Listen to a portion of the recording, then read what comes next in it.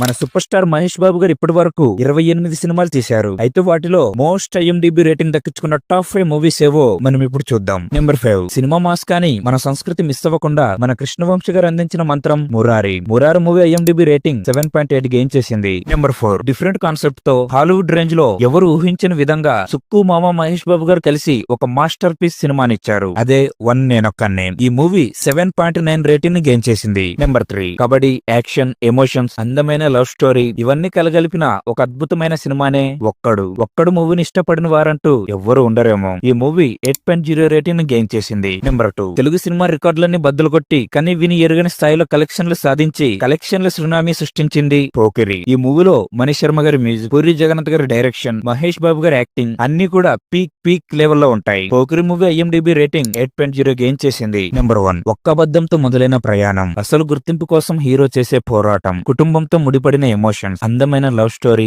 అద్భుతమైన కామెడీ. ఎన్నిసార్లు చూసినా బోరే కొట్టదు. మళ్ళీ చూడాలనిపిస్తూ ఉంటుంది. ఫ్యామిలీ ఆడియన్స్ కి చాలా దగ్గరైన సినిమా అది. అదే అతడు. ఈ మూవీ 8.2 రేటింగ్ తో నెంబర్ 1 పొజిషన్ ని గెయిన్ చేసింది.